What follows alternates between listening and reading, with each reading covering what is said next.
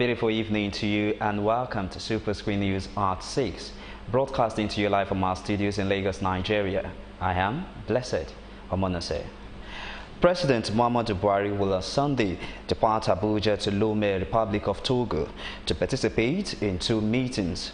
The Senior Special Assistant to the President on Media and Publicity, Garba Shehu, who disclosed these to journalists, said the President will have an interactive section with the Nigerian community based in Togo. Garba also said the summit would deliberate on common security threats to countries in West Africa and members of the Economic Community of Central African States.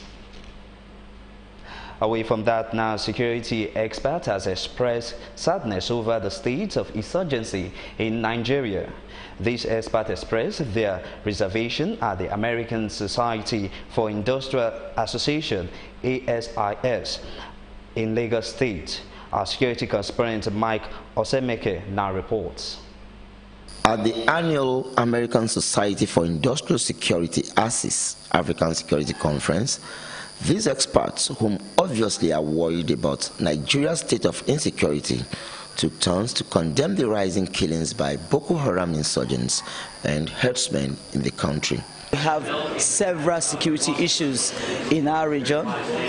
When you talk about Nigeria, we are washed with a lot of security issues. We have the Boko Haram, we have the herdsmen attacks, we have the kidnapping, we have the ritual killing, we have the piracy, we have armed robberies and all of that, that are going on right now. So we have decided to hold this conference to address these various issues.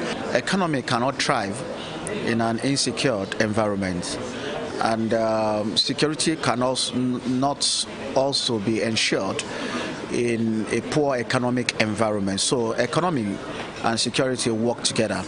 So for us to be able to develop economically as a nation, we need to look at all the security issues and tackle them. Because when the economy is poor, there will be unemployment, businesses will go down, more job losses, and people will tend to go into crime, so crimes will increase. And that is create a state of insecurity. And when you have good economy, but the environment is not conducive, those that are providing the various basis for the economic development will leave, especially in terms of foreign direct investments. The essence of this seminar is it gives the opportunity for our security practitioners in the sub-Saharan African continent an opportunity to share common challenges and common practices to solve security issues.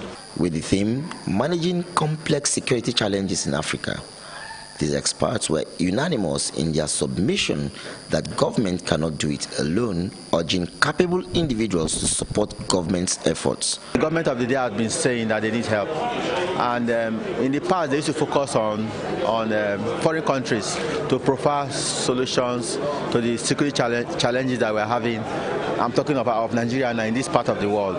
But the honest truth is, for you to be able to solve your problems, you need to look inwards. We have individuals, we have experts within our private security space who have very good ideas on how our problems can be solved. We've been working in that aspect to bring the public sector and the private sector together, and then we can have the very best blend of security in our nation. Government cannot do it alone, and the private sector cannot do it alone. Yes, you're doing an excellent job. You've got the government security agents going all out of their way to provide security, but come into partnership with the private sector, come into partnership with people who can do private investigations, people who can provide private security for you, even if it's about state policing. Government serves a very important security function, as I think we can all agree.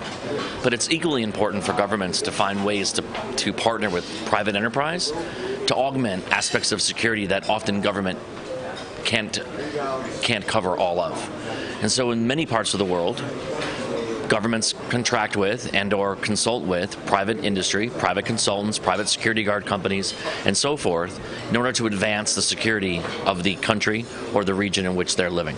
At the end of this two-day conference, a communique is expected to be issued by ASIS that will support government in decision-making on the possible solution to the nation's state of insecurity.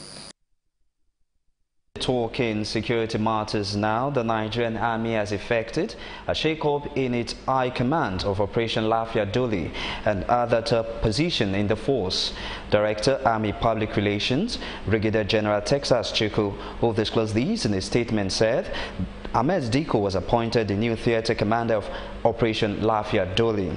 Chuku said the posting, which also reorganized the operation, is aimed at injecting new ends to further actualize the vision of Chief of Army Staff Lieutenant General Tuku Brotar.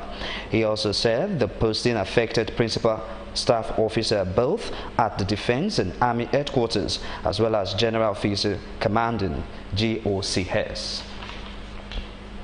Away from that now to Zamfara State, where the Speaker of the House of Assembly, Sanusi Rikia, has appealed to the federal government to provide sustainable security in the state. Rikia made this known in Zurich while speaking to journalists about the security challenges in the state.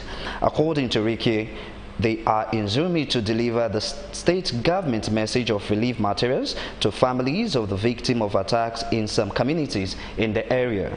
He said the state is under siege as over 12,000 people, especially women and children, have been displaced from their homes by bandits.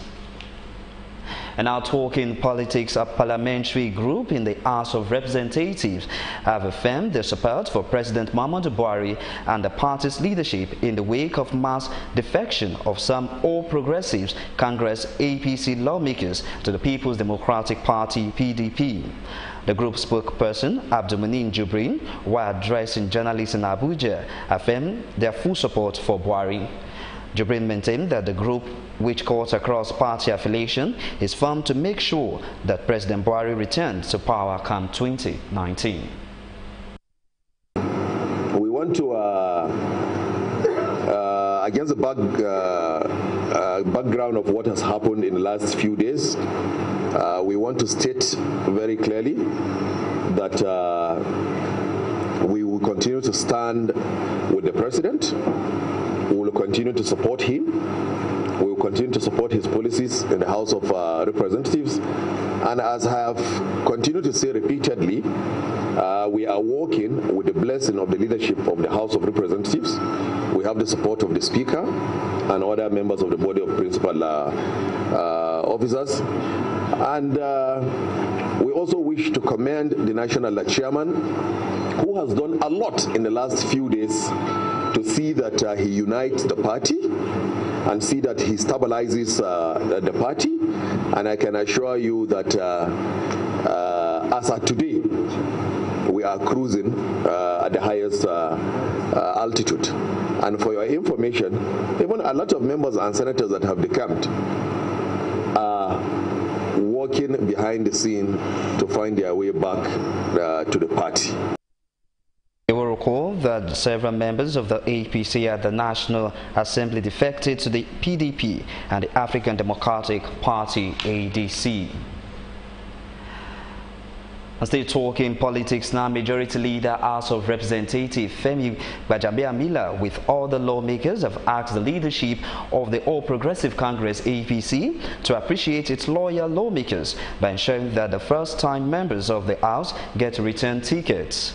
Gbajabiamila, who led the APC caucus in the House to meet with the party's national chairman, Adams Oshomole, said first-timers who have acquired experience to become ranking members and have presented the party at the grassroots level should be compensated with a return ticket.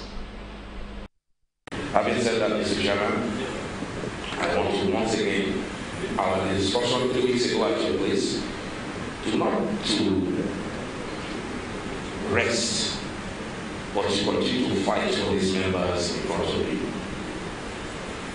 A lot of them are first-timers. That alone is a case to be made. If we want this country to progress, we cannot continue to turn people around, turn members around. I will come back to the second time. But that alone, that first-timers who have acquired experience, who are now ranking members, who have developed the party at the grassroots level, they should be taken into very serious consideration, no matter what. We have discussed this at length. And Mr. Chairman, I know you are doing everything you can and you will continue to work to make sure that this, because if they don't come back, we're going to waste the first 6 months, first 1 year training the new fresh faces. How does that help the party? How does that help the country? How do we move forward? These are the issues, and I know that you will do everything in your possible, your power, to make sure that you fight for these members the same way they are fighting for you. Reacting, Oshomole said the party is working hard to produce only seasoned lawmakers to fly the party's flag at all times, urging members to imbibe the party's ideology. What nobody has told me is that members have changed.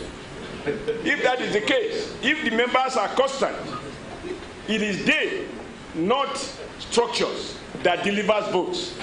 So if you are at peace with your members, and there is someone who feel, who are you don't come every month to service me. What should service members? I have said to everyone, we will not impose decisions from here. You want direct primaries, you have it. So that you know who to worship. The only one we can't help, if you are not at peace with your people, you know even if we nominate you, you will lose. Because the people will vote. But if you are at peace with your people, but someone else is not at peace with you, we reconcile you with the person, and your people will keep you in your office. So you hold your office not at my pleasure. You hold your office at the pleasure of your own people. Gbajabem Amila also revealed that the party has a new member from Ekiti State, Olamide Oni, who joined from the Social Democratic Party, SDP. Worthy of note is that the Speaker, Yakubu Dogara, was absent at the meeting. When Superscreen News at 6 return in just a moment, we'll bring you business news. Stay with us. Before they come, they're supposed to, give us some information, notice, at least maybe a week or so. There was nothing like that. Hunger is everywhere in Nigeria. People are dying every day, but Nigeria government are keeping quiet. Housemen are killing people. Why? It's not what we expected because of these old men that are leading us, and you people know, you are aware that these people are not the right people to lead us. The kind of people that are leading us here are people of black mind. They just care about themselves and their family. You are fighting my village. Let me use if I call it useless, I'm not a mistake. The other place where they build a shop, call it plaza. Say each shop there are 4 million naira, which I don't have the money, so I have to leave. If you plan to get a tribal mark, it takes a lot of pain, but after some time, you enjoy it. No, we experience hold up now during the construction time. Then after some time, we start enjoying it. The way they are doing the construction is too slow. It's too slow. The construction is too slow. They should stop the construction and make sure people go into their businesses and do their businesses.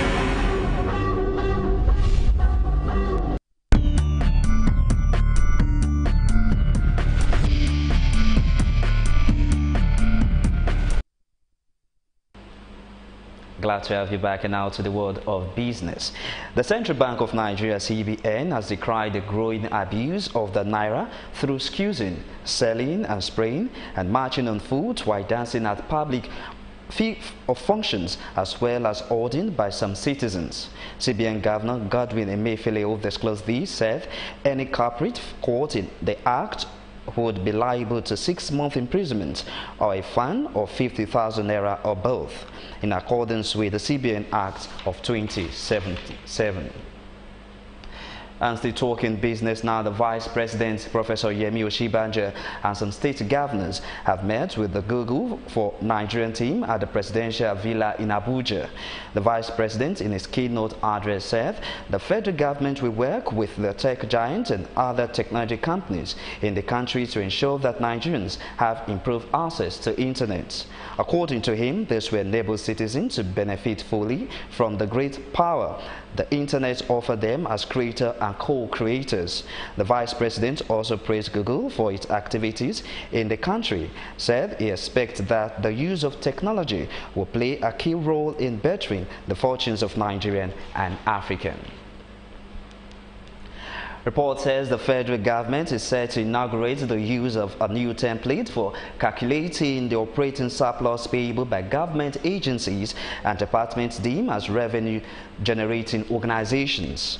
According to reports, the Fiscal Responsibility Act 2007 requires listed agencies to pay 80% of their operating surpluses into the Consolidated Revenue Fund, while retaining 20%.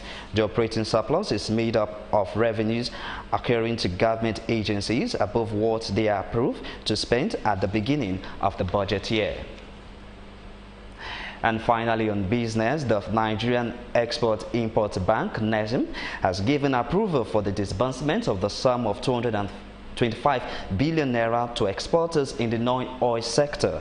Managing Director, NEXIM Bank, Abba Bello, who disclosed this, said the approval of the 25 billion naira facility followed a review of various applications under the Export Development Fund. According to him, the review was done at a meeting of the Board of Directors held in Abuja.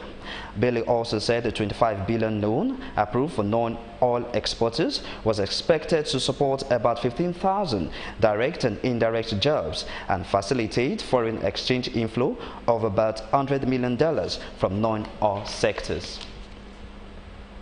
When Superscreen News at 6 returns again, we'll bring you foreign and sport news in just a moment. Join us again.